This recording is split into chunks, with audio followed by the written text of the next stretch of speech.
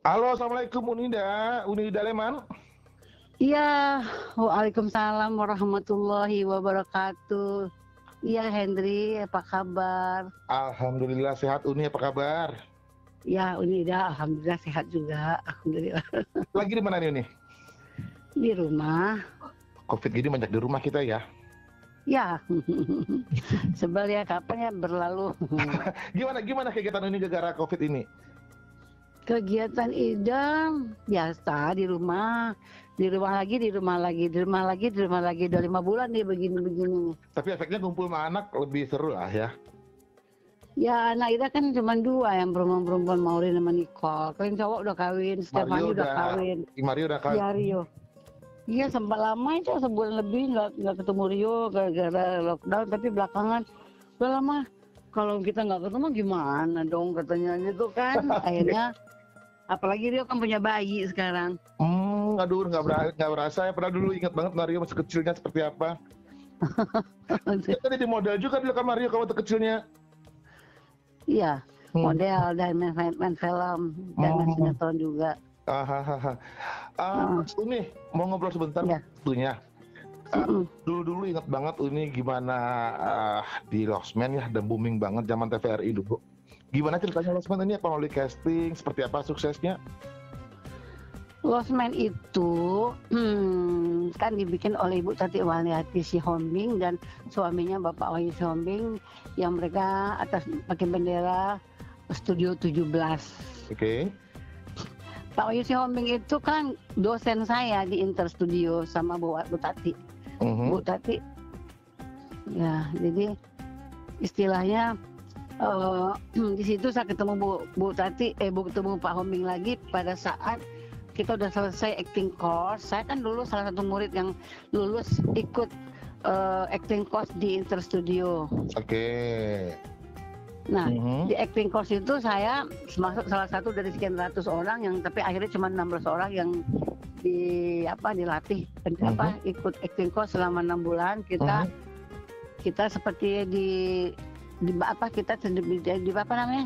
dibikin kayak orang kayak Shaw Brothers, kayak film itu kayak di luar negeri itu yang mau bikin studio sendiri, pemain sendiri, dia godok sendiri gitu, rencananya begitu. Tapi belakangan nggak tahu, yang jelas kita main sesudah itu sama Teguh Karya, sama sutradara Teguh Karya saya.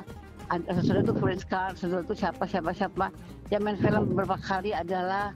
Nah, sekian tahun nggak ketemu, pas saya di TVRI, saya kan sama suami saya Irwin Shah almarhum waktu itu kan dia sebagai kasut drama sutradara TV juga kan. Benar. Nah, saya ketemu Pak Hombing, saya tanya Pak Hombing apa kabar, lagi kemana Pak, ada acara apa Pak? Kata dia adalah katanya. Apa itu Pak? Adalah kata nanti kau main lah katanya. Kau main lah katanya gitu. Nah ya. Nggak pakai casting gitu zaman Lost Man belum? Waktu itu enggak. Rupanya Pak Hombing sudah udah hafal karakternya Uni ya. Salah satu dia udah muridnya itu Dewi Yul, kan suami Dewi Yul itu kan juga suami Dewi Yul itu saya, tapi kan juga waktu itu acting course juga sama saya juga. Terus Bu Tati, Mbak Mika Wijaya sama Pak Udel itu waktu itu kan ini kan istilahnya udah dikenal sebelumnya. Kalau Dewi Yul istrinya saya, tapi sama Mucus itu kan memang sama-sama di acting course sama-sama di di tim ya. IKJ ya. Jadi kayaknya Pak Hombing diam-diam dia udah meng-casting sendiri, itu dia nggak perlu tes-tesnya itu kan karena murid dia semua gitu. Dulu Lost Man berapa episode ya nih? Sebetulnya kita sempat main 33 episode sampai selama 3 tahun. Kan dia bulan satu, jadi 1 tahun 12. Dulu nggak ada pilihan juga, TV cuma satu ya?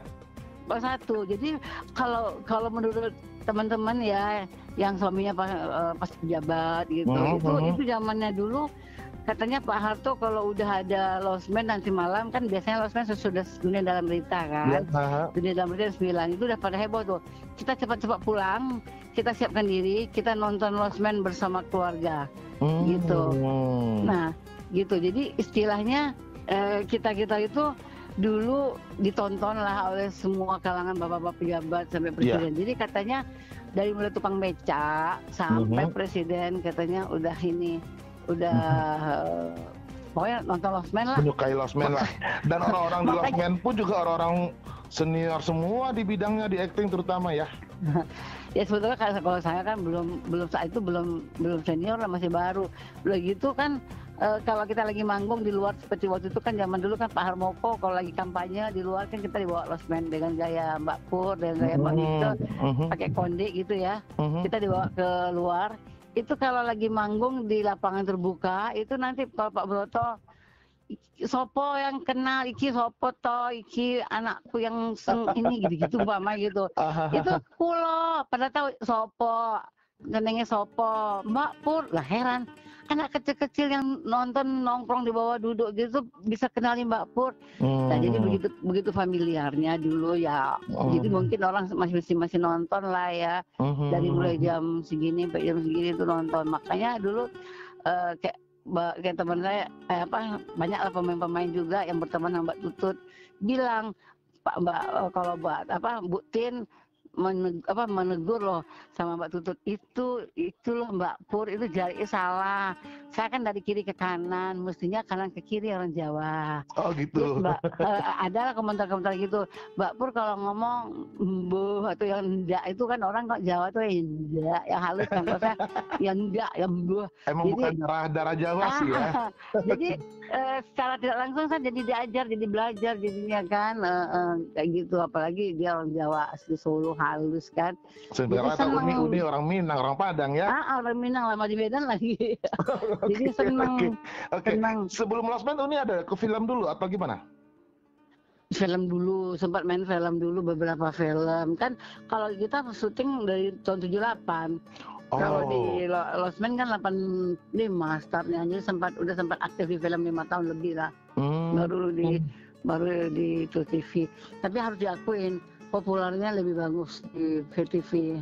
Iya benar, TV semua orang lebih nonton. Merakyat. Setelah Losmen ini ada sinetron mungkin? Masih banyak. Sekarang ini ada berapa judul sinetron, ada berapa judul film? Waduh, susah kalau lihat judul banyak juga lah, alhamdulillah lah. Berapa puluh pun nggak tahu dah. Oke. Pawai artis gitu ya di lapangan terbuka, naik mobil di tap terbuka, itu disuruh berhenti. Mbak Pur pegang dong perut saya lagi hamil gitu, biar gimana gitu. Oke. Alhamdulillah dari awal masih ketemu orang senior gitu loh. Ya pada saat itu saya ngerasa iya, Pak Broto sendiri ya sebagai orang Jawa juga ngasih masukan sama saya kalau ngomong gimana. Kan di sana saya cuma ngomongnya nggih, monggo, matur nuwun, kepareng. Ya paling hanya gitu-gitu, tidak mungkin saya ngomong medok yang ngomong asli gimana. Kan di Losmen kan tidak ada ngomong gitu, paling monggo matur nuwun gitu kan, atau kepareng mampir pamit gitu. Jadi yang gitu-gitu aja, nggih monggo dikira orang waduh ngomong Jawa pinter Mbak Pur, padahal nggih monggo doang. Dan di Losmen pun Uni nggak ketara sama seri Losmen itu latar belakang Jawa. Saya mencoba memvisualkan busana Mbak Pur itu dengan kebaya, dengan kain jariknya yang harus pakai batik, walaupun batik dengan tenun dengan jemputan atau dengan lurik. Itu saya mencoba mengawinkan warnanya itu supaya matching. Emang kan Jawa untuk wardrobe kita masing-masing atau bukan ada tim wardrobe-nya? Enggak, saya waktu itu enggak bikin sendiri. Jadi kami bikin sendiri waktu itu. Mbak Mika dengan kebaya ala kadarnya punya dia kan banyak waktu itu. Kalau saya kan nggak punya, jadi saya bikin sendiri. Saya bikin warna-warni gayanya dari Hmm, Jawa pakai apa lurik, pakai jemputan. Setahunya saya Jogja banyak. Karena sebelum syuting Lost Man kan saya udah sering ke Jogja syuting. Jadi saya udah oke. sering bermain di pasar Beringharjo. Saya tahu apa-apa bahan-bahan Jogja. Saya pakailah jemputan, saya pakailah lurik. Dan itu rupanya menambah ciri khasnya orang Jogja Ya, gitu. benar. Gitu. Terus Mhm, ngonde juga saya berusaha. Kan dulu TVRI kan ada tukang makeupnya ada, tapi mhm, ternyata dia sunggar banget. Dia bisa cuman sunggar gaya ala Jawa banget gitu, yang di atasnya mhm, trepes, mhm, terus sunggarnya diangkat sedikit atas kuping. Nah, mhm, sementara kan orang Padang di atasnya disasak, bawahnya ke mhm, dalam. mhm. Nah, saya ambil yang Jawanya tuh, saya ambil yang sunggarnya, sasakannya saya ambil yang gaya Padang. Saya jadikanlah sanggul ala Mbak Pur gaya made in ciptaan saya waktu itu ya Oke. kayak gitu, seolah-olah Mbak Pur dengan sunggar yang nggak tahu lah. Sesudah itu Bikin style Losmen sendiri lah ya jatuhnya ya? sasakannya jadi berkembang. Nah, sesudah itu sanggul Jawa yang tadi trepes udah mulai sasakan. Pertanyaan saya, apakah booming sanggul saya itu akhirnya jadi trademark Jawa jadi kayak gitu loh. Ya kalau orang yang tahu kala itu mengatakan iya, ada yang mengatakan enggak, ya enggak tahu enggak.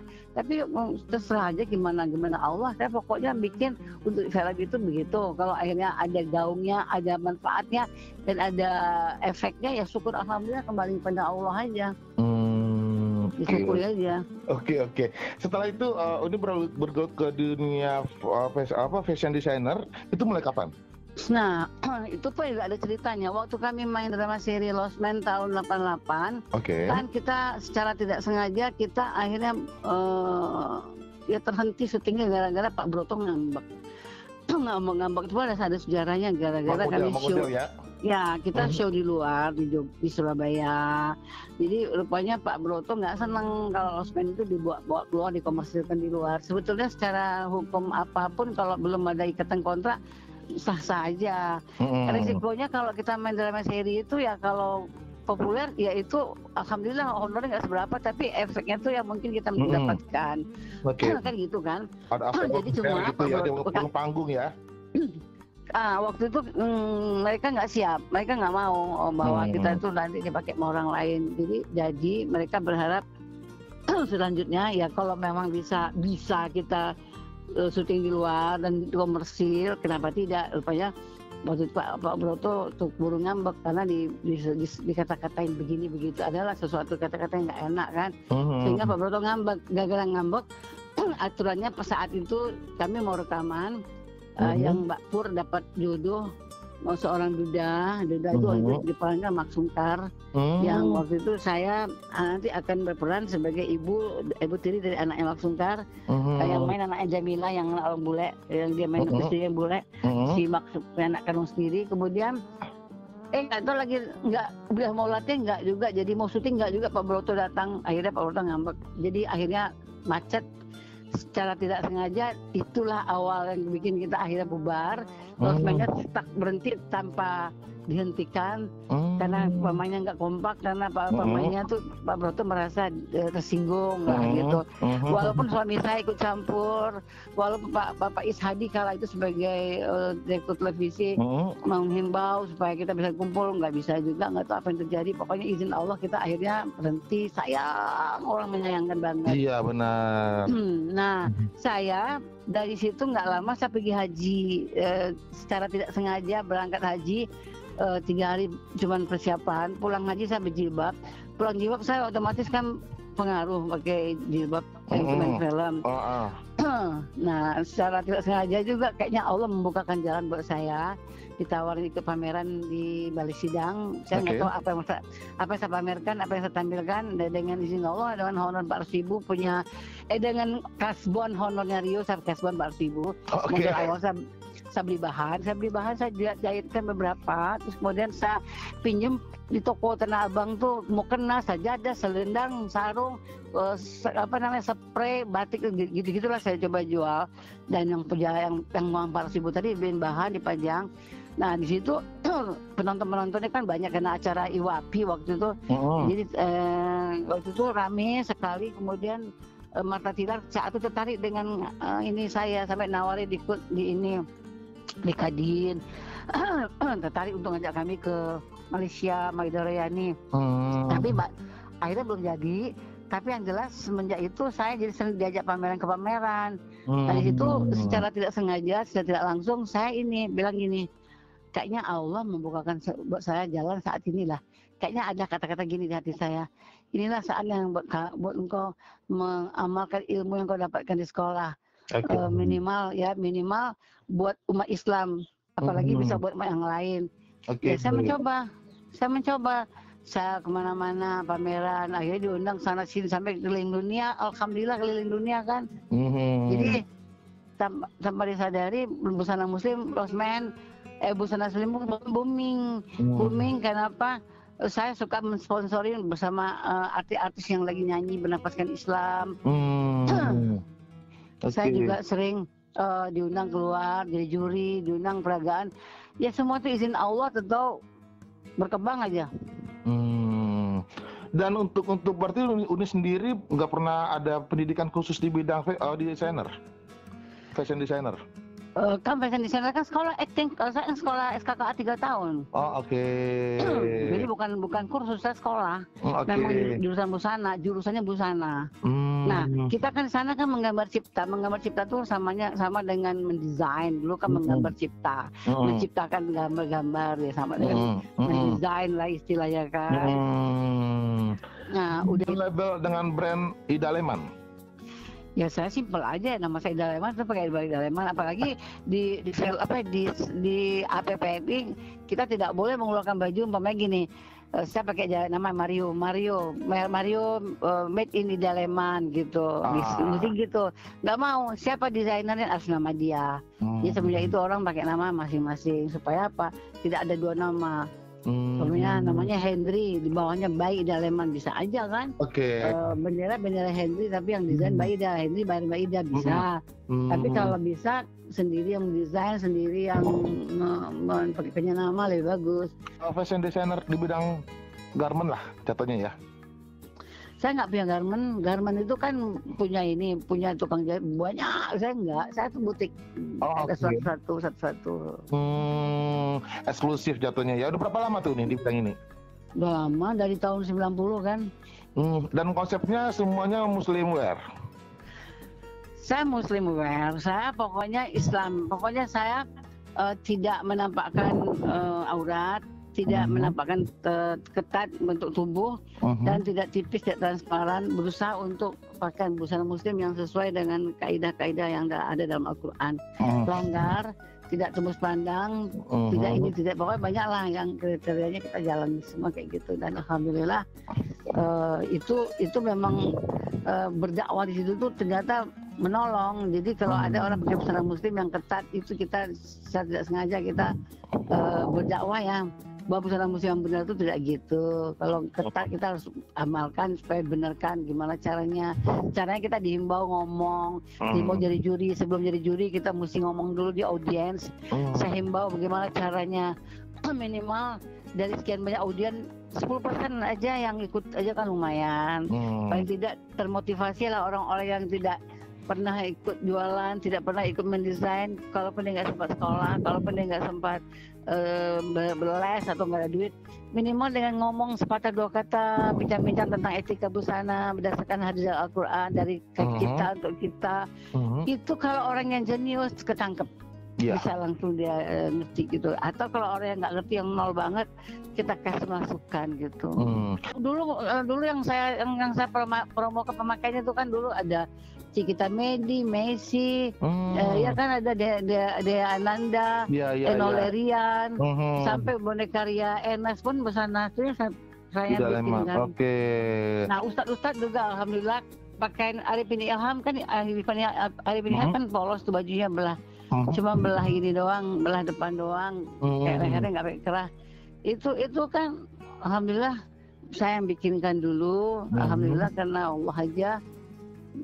Alvin banyak selalu pesan lah gitu, bikinkan sekian potong.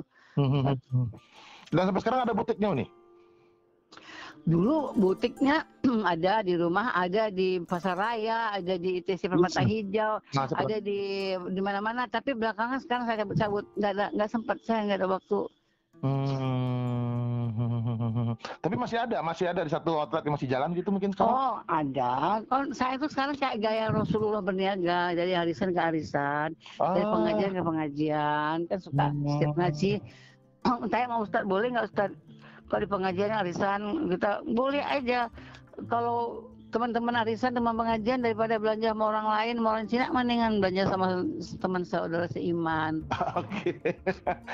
Sambil berdakwah juga sebenarnya, berdakwah untuk Ya, saya memang berpakaian ya? bilang, saya karena dunia saya mode, saya senang fashion, saya juga termasuk peragawati zamannya dulu ya. Mmm, Jadi saya imbau mereka kalau pakai ini, sepatunya ini, tasnya ini. Kalau mereka nggak punya gimana? Saya bilang apa yang punya? Cara sepatunya hitam punyanya, tasnya hitam. Nggak masalah mau yang hitam, mau yang harganya cuma 50.000 perak tasnya. Saya bisa kasih masukan mereka pakai baju semua warna boleh. mmm, Semua warna, merah, hitam, kuning, hitam, hijau, hitam, biru, hitam, abu-abu, mhm, hitam, oranye. Semua bisa. Mainkan kombinasi hitam, apakah rendahnya, mmm, apakah listnya. Nah mhm, hitam itu tuh adalah untuk pengulangan sepatu tasnya gitu. Jadi nggak ada mhm, alasan mengatakan, kalau baju tas cuma satu nggak matching dong. Ya kalau tiba-tiba pakai baju merah oranye, ya memang nggak matching lah kalau tasnya hitam. Makanya usahakan kalau bikin baju mau serasi, lihat tas sama sepatunya. Punya tas lagi nggak lain. Kalau mau mmm, dikombin-kombin nggak punya, ya udah cari aja semua warna. Kan banyak tuh motif-motif baju aneh-aneh, pakai kombinasi hitam, pakai itu mhm, jadi deh.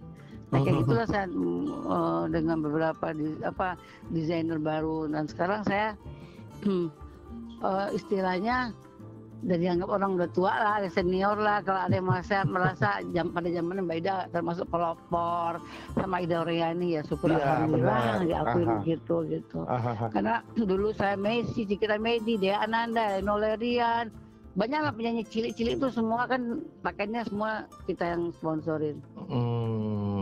dan saya juga dulu, kebetulan juga di bidang pakaian anak Uni. Setiap Uni ada pameran di JCC, pasti saya counter Uni. Ya Iya, buat nyari ide aja, oh seperti ini loh gitu loh. Dan memang bagus.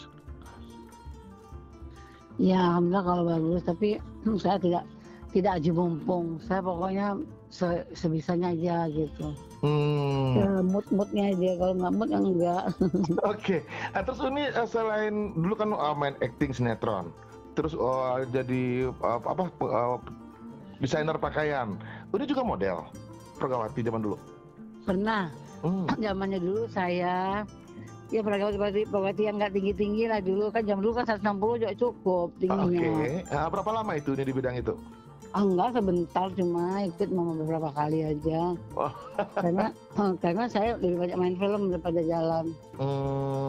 oke oke. Sekarang untuk produknya Idaleman tadi, yang pakaian tadi, apa sebelum-sebelumnya pernah ada ekspor atau gimana nih? Saya kalau ekspor sengaja enggak, tapi kalau orang-orang pesan dari luar negeri kirim ada Hmm. gitu. Padahal sayang loh ini dengan nama besar ini bisa Pernah kok, bagus. tapi dari pameran ke pameran aja kita, dari pameran-pameran keliling dunia ya. Kalau kita dulu pameran kemana-mana, alhamdulillah lah gitu dengan busana ini kemana-mana sempat saya. Tapi Hmm. kalau waktu saya lagi ke Kairo, enggak di Mesir, waktu di Mesir, Kairo Mhm. Mesir sama. Itu ada yang toko besar sangat tertarik sama saya, Mhm. kepengen dia lihat satu koper gara-gara saya ke kedutaan Malaysia. Mhm. Rupanya konjennya suka banget, tapi dia apa daya tak bisa pakai. Karena Hmm.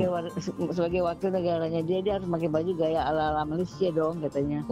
Jadi tak Hmm. payahlah, satu pun tak bisa sambil, cuma tak bisa pakai katanya kan. Oh. Nah saya pernah show di Malaysia juga, saya segala macam. Jadi kami kemana pergi mencoba untuk menampilkan menampilkan pakaian yang made in mana. Waktu di Maroko Mhm. pameran laris, kita sana saya warnanya cerah ceria. Rupanya mereka memang hobinya cerah ceria sehingga laku. Hari kelima penuh Hmm. gitu. Jadi Mhm. kemanapun pas lagi di Amerika, apa di Paris, apa di Belanda, kita Mhm. juga adalah bawa. Tapi istilahnya di situ sifatnya dakwah lah, lewat busana. Kita mencoba Mhm. untuk memuslimkan masyarakat kan busana muslim gitu. Oke. Terus ini untuk show-nya sendiri, dulu rutin ya? Atau gimana sih ini? Setiap ada muncul produk baru, ada fashion show atau Enggak, gimana? Enggak. enggak. Nah, Saya berusaha aja untuk ikut ikut pameran gaya-gaya PPMI, ikut pameran ikut show dengan ada tema latar belakang kita tuh dari grup PPMI gitu aja. Jadi saya nggak asal-asal gitu. Kalaupun pamer show di luaran diundang orang, ya saya ini sebelumnya bincang-bincang tentang etika dulu, bincang-bincang. Terus kalau mereka di rumah gitu acara pengajian bisa juga kebanyakan di acara-acara arisan atau acara-acara pengajian jadi diundang terus atau di instansi kita lomba atau saya diundang untuk memotivasi gimana kurang lebih macam-macam lah ini motivasi orang dulu biar booming dan memang alhamdulillah saya Idara ini termasuk pelopor dan busana muslim kesannya udah booming gitu. Iya benar. Kayaknya ya benar, memang Uni sama Ida Reani yang pelopor untuk awal sih sebenarnya. Iya katanya gitu.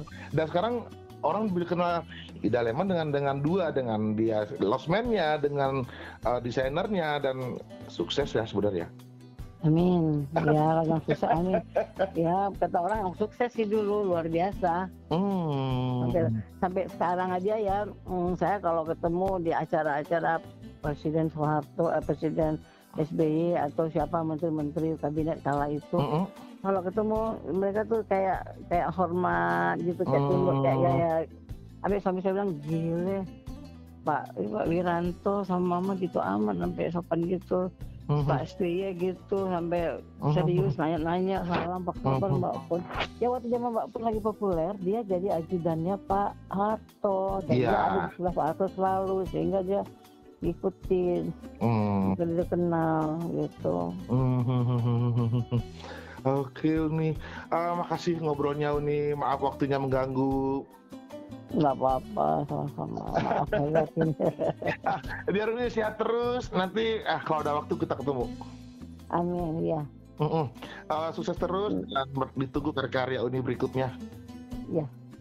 Amin, ya. Sukses terus dan ditunggu karya Uni berikutnya. Ya. Oke Uni, Assalamualaikum. Waalaikumsalam warahmatullahi wabarakatuh.